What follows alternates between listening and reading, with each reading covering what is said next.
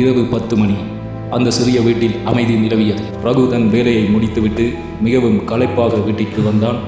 அவன் மகன் இன்னும் தூங்காமல் அமர்ந்திருந்தான். அவன் அப்பா வந்தவுடன், உங்ககிட்ட ஒரு கேள்வி கேட்கலாமா என்று கேட்டான். அவர் என்ன விஷயம் என்று கேட்டார். அப்பா, நீங்கள் 1 மணி நேரம் வேலை செஞ்சா எவ்வளவு சம்பளம் கிடைக்கும் என்று கேட்டான். அதற்கு அவனுடைய அப்பா, இதெல்லாம் உனக்கு எதுக்கு, போய் தூங்கு என்று கோபத்துடன் கத்தினார். ரகுவிற்கு பிறகுதான் குற்ற உணர்வு ஏற்பட்டது. தன் மகனின் அறைக்குள் சென்றான்.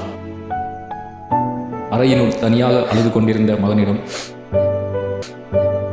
எனக்கு 1 மணி நேரம் வேலை செஞ்சா 200 ரூபாய் கிடைக்கும் என்று கூறினான்.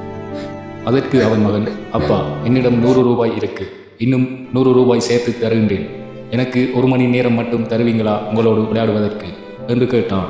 ரகு அப்படியே உறைந்து போனான். தன் மகன் தன்னிடம் பொம்மைகள் கேட்கவில்லை, ஆடம்பரமான வாழ்க்கை கேட்கவில்லை. அவன் கேட்டதெல்லாம் தன் தந்தையின் 1 மணி நேர அன்பை மட்டுமே. பணம் சம்பாதிக்கும் ஓட்டத்தில் நாம் யாருக்காக சம்பாதிக்கிறோமோ அவர்களையே மறந்து விடுகிறோம். நம் பிள்ளைகளுக்கு நாம் வாங்கித் தரும் விலை உயர்ந்த பொருட்களை விட நாம் அவர்களுடன் செலவிடும் நேரமே அவர்களுக்கு பெரிய சொத்து. பணம் இழந்தால் மீண்டும் சம்பாதித்து விடலாம்.